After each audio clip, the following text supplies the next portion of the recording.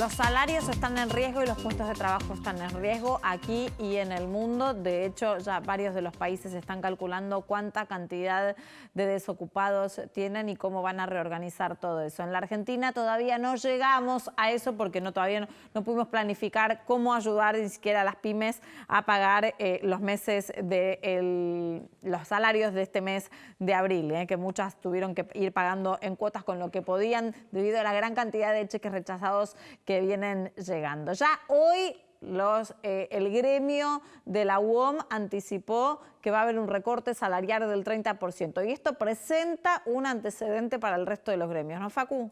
Así es, el impacto que va a tener la situación económica en el mercado laboral va a ser muy fuerte y están los primeros datos de lo que fue el mes de marzo y la primera quincena de abril con respecto a esta situación.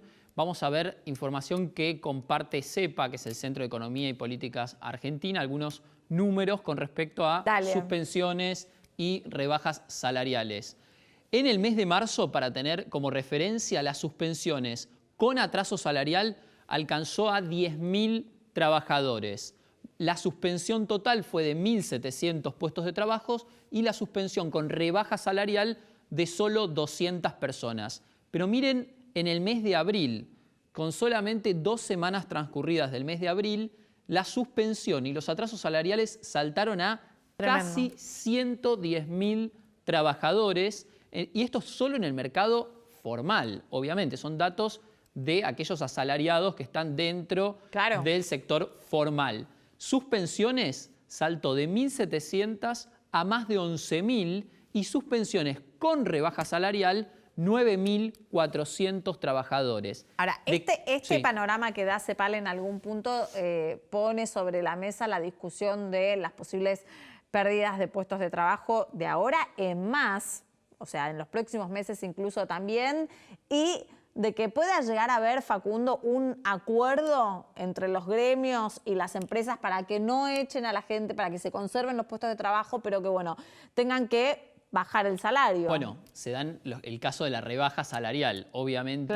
Es lo que están tratando de negociar gremios. Pero a ver, hay que ver si esta rebaja salarial se incrementa, hay que ver si es por estos meses y nada más, o si queda así por el resto del año, al menos, por el golpe de la economía. Sin lugar a dudas. De estos 110.000 trabajadores que sufrieron suspensiones y atraso salarial son del sector sobre todo industrial y comercial. Obviamente el sector comercial se entiende porque está todo prácticamente cerrado. Parado, sí. Exactamente. Vamos a ver algunos de los sectores y los acuerdos que alcanzaron hasta el momento. Vos mencionabas el caso de la UOM, obviamente los metalúrgicos cerraron un acuerdo de una rebaja del 30% en sus ingresos. ¿Qué pasa con los concesionarios de autos?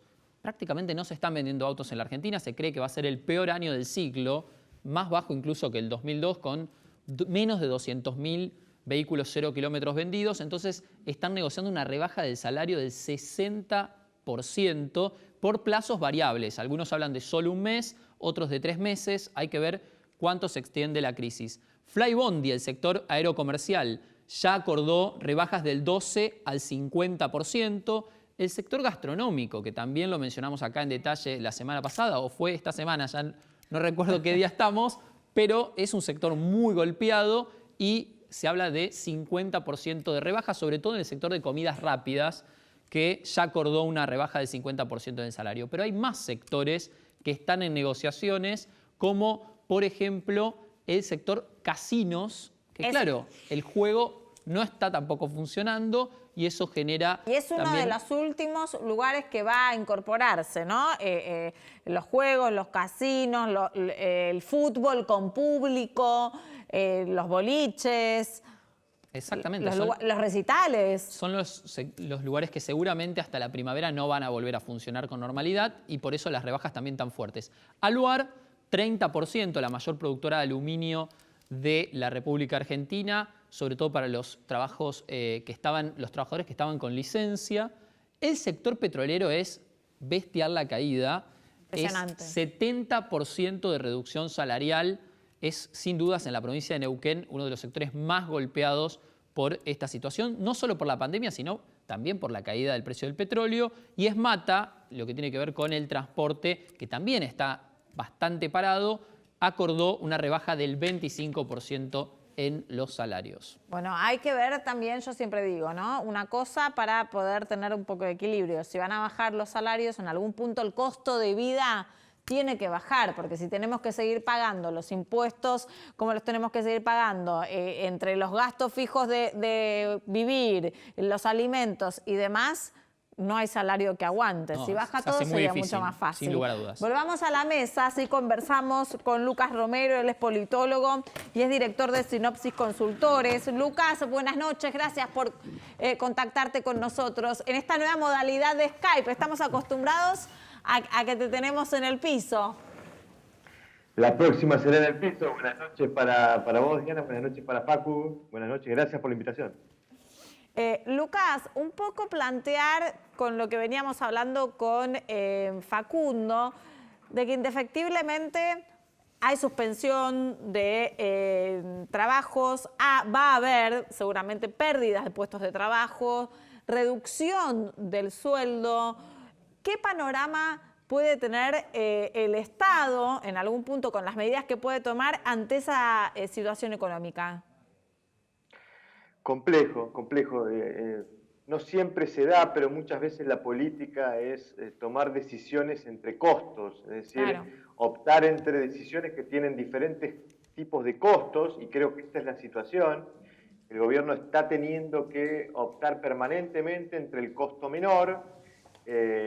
Muchas veces esas decisiones no son claras respecto de que se esté optando por el costo menor, pero en todo caso el panorama es muy complejo y creo que desde el comienzo de este episodio de la pandemia del coronavirus, el gobierno ha planteado determinadas prioridades, ¿no? Y digamos, le ha dado prioridad a lo sanitario por lo económico, ¿no?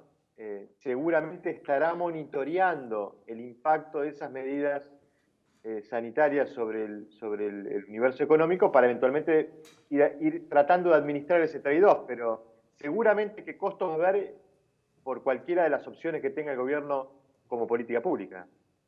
Ahora, Lucas, te hago una pregunta, ¿no? Porque me da la sensación que el gobierno de Alberto Fernández desde el inicio planteó una dicotomía entre, bueno, es o salvar vidas o la economía. ¿Tienen que ser contrapuestas? ¿No pueden ir un poco de la mano o es imposible?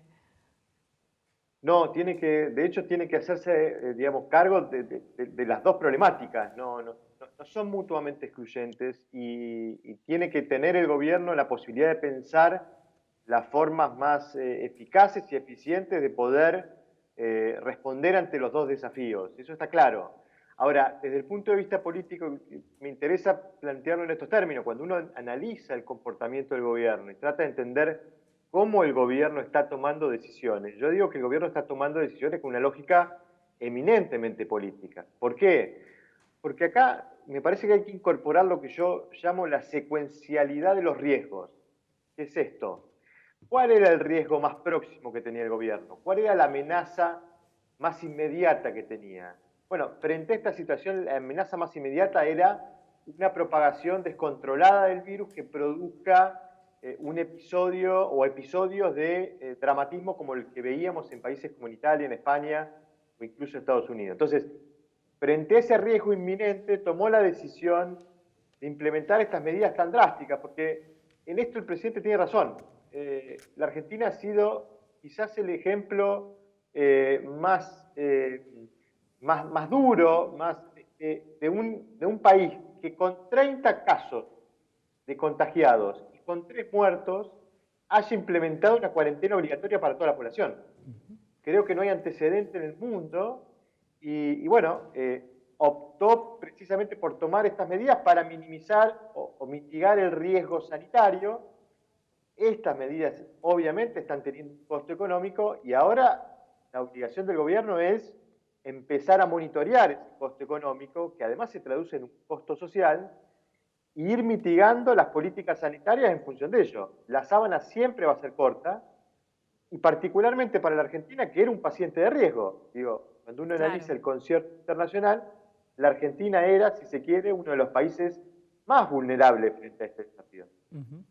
Ahí, buenas noches, Lucas. Siguiendo ese análisis, la situación, digamos, le dio una imagen positiva muy fuerte al presidente. Se habló de más del 80%, haber tomado esas medidas a tiempo. Ahora, la situación económica que empieza a apretar, ¿puede diluir, digamos, ese capital político que construyó Alberto Fernández? Sí, claro, y además te agrego que digamos, nos obliga también a analizar, digamos, yo digo, recomiendo incorporar el concepto de costo de oportunidad. Digo, la Argentina no tiene margen para sostener una cuarentena de este tipo por mucho tiempo. En algún momento nos deberemos preguntar si el esfuerzo se invirtió en el momento adecuado, porque hicimos el gran esfuerzo de implementar una política de estas características tan universales, con un costo económico altísimo, en un momento donde la situación epidemiológicamente hablando no era tan grave. Y la verdad es que la Argentina no tiene mucho margen para sostener este tipo de cuarentena por el impacto económico. Bueno, el gobierno deberá ir administrando ahora cómo dosifica ese esfuerzo sanitario de implementar una cuarentena tan universal, digamos, en función de los costos económicos. Y los costos ya lo estamos viendo. Te lo pongo en números, mirá. Hace 15 días, fines de marzo, hicimos un estudio de opinión pública y le preguntamos a la gente cómo evaluaba las medidas en términos generales que había adoptado el gobierno para enfrentar la pandemia. 79,5% nos decía que las aprobaba.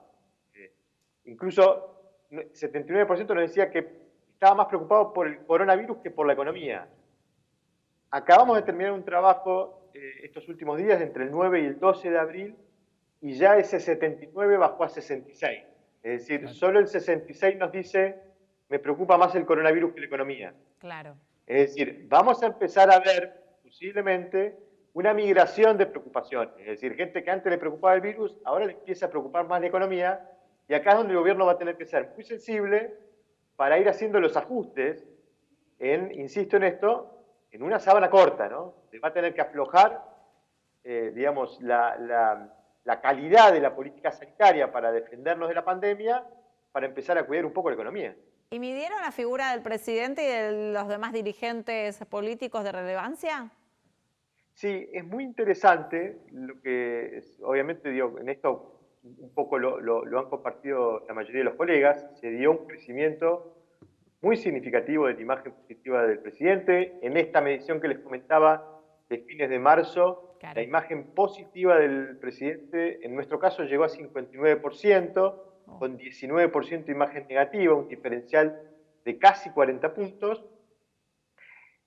Acabamos de actualizar esos datos y la imagen del presidente positiva cayó 6 puntos, está en 52 monedas. La imagen negativa subió 3 puntos, es decir, que en términos de diferencial tuvo una pérdida de casi 10 puntos. Bueno, no le va a ser tan fácil al presidente sostener esos niveles de popularidad que tuvo al comienzo, quizás en el momento más propicio para el gobierno, porque estaban tomadas las medidas más drásticas desde el punto de vista sanitario y todavía no se estaba viendo el impacto económico. Y con Bueno, índice, el impacto Lucas, pero económico, escúchame, a ver, que hay algo que me llama mucho la atención también, ¿no? Conociendo nuestra dirigencia política, que vos también la conoces muy bien, con índices tan altos de imagen positiva, en este caso para el presidente de la Nación, ¿cuál es el riesgo del presidente? ¿Confiarse? bueno, el riesgo es no tener la sensibilidad para saber en qué momento esa política tan exitosa desde el punto de vista sanitario que ha sido la cuarentena, porque efectivamente a la luz de los números, y no quiero entrar en la discusión de testeo sí, testeo no, me remito a la estadística sobre muertes y sobre internados, que son, digamos, estadísticas más duras. En función de esas estadísticas, la Argentina, en comparación con la región, le está yendo mejor. Claro. Posiblemente producto de esa estrategia sanitaria tan extrema. Ahora, esa estrategia sanitaria tan extrema va a producir costos económicos y en algún momento el costo o el riesgo económico va a ser mayor que el riesgo sanitario. Y esto va a empezar a amenazar esa popularidad que el presidente ganó por cómo reaccionó frente a la amenaza de la pandemia. Es decir, el desafío está allí. El desafío está en cómo administrar ese trade-off entre los riesgos sanitarios, los riesgos económicos, teniendo en cuenta que la Argentina no tiene mucho margen para sostener una cuarentena de este tipo por mucho más tiempo. Clarísimo. Y ahí, ¿Evaluás en esta caída que ustedes incluso lograron ver en las últimas semanas de esta popularidad que logró construir Fernández, un sesgo ideológico en, por ejemplo, haber cambiado su discurso a comienzos de mes, casi agresivo contra los empresarios por un momento, y que generó incluso un ida y vuelta durante una semana? Ahora el posible impuesto a la riqueza, que también parece tener o no, vos me dirás, un condimento ideológico que puede hacer mermar la imagen del presidente.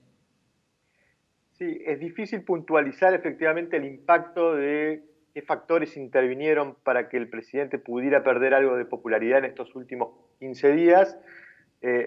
Lo que sí te puedo decir es que lo que sí vemos es un desacople entre una opinión pública que sigue valorando las medidas que tomó el gobierno para defenderla de la pandemia, casi en los mismos niveles, pero en donde la imagen del presidente cayó. O sea que evidentemente hay algunas cuestiones que el presidente ha, digamos, expresado, ha manifestado en su forma de gestionar esta crisis que le han producido esta merma, ¿no? Posiblemente el enojo con los empresarios, lo que pasó con los jubilados el viernes de la semana pasada, no este viernes último, sino el anterior, respecto del cobro de las jubilaciones, y algunas decisiones posteriores, la foto con Hugo Moyano, digo, puedo mencionar una serie de eventos que pudieran haber afectado esa imagen en los términos que la habíamos visto allá hacia fines de marzo y en los términos en los que la estamos viendo en este último estudio ya de mediados de abril.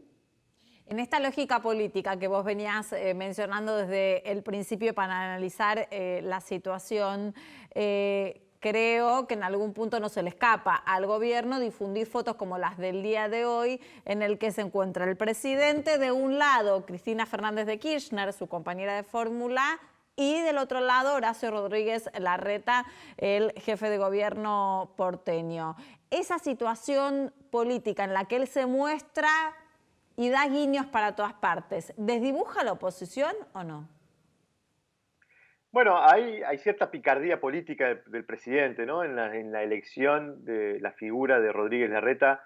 Yo creo que hay una decisión que obedece a dos razones fundamentales. En primer lugar, el presidente quiere mostrar que esta propuesta de reestructuración, de renegociación con los bonistas del perfil de vencimiento de la deuda pública argentina, tiene un aval político más amplio que el del propio oficialismo, con lo cual la razón de la presencia de Rodríguez Larreta allí tiene que ver con esto. También ya es frecuente la elección de Rodríguez Larreta como una figura política de la oposición para presentar la idea de consenso detrás de la forma en que el gobierno está enfrentando este desafío de la pandemia. Creo que también, digo picardía, porque elige a un líder opositor que tiene responsabilidad de gobierno, porque cuando uno mira la foto de hoy, lo que uno ve ahí, además de ver gobernadores del oficialismo y de la oposición, uno está viendo allí lo que yo llamo el partido de los que gobiernan, ¿no? Hay una comunidad de intereses allí de todos los que estaban sentados en esa mesa. Probablemente todos los gobernadores, inclusive el propio jefe de gabinete, se van a ver beneficiados del éxito que pudiera tener el gobierno nacional en la renegociación de la deuda. Con lo cual, digo, elige el gobierno a un rival, en este caso mencionando a Rodríguez Larreta, que además tiene responsabilidad de gobierno y que eso lo condiciona para ser una oposición agresiva, ¿no? Creo que entre esos factores podemos encontrar la explicación de por qué Rodríguez Larreta estaba ubicado en el segundo lugar de preponderancia de la puesta en escena que vimos hoy, porque lógicamente el lugar de mayor relevancia era a la derecha del presidente, estaba la vicepresidenta Cristina Kirchner, pero a su izquierda el presidente lo tenía a Rodríguez Larreta. Me parece que no fue azarosa ni anecdótica la elección de esa ubicación. Lucas, muchísimas gracias por todo tu análisis. Buenas noches y quédate en casa, es lo que nos toca ahora. Acá estamos y ojalá que pronto podamos ir ahí, porque eso significa que toda esta situación de la pandemia haya finalizado. Un beso grande a todos. Chao. Nosotros ya venimos.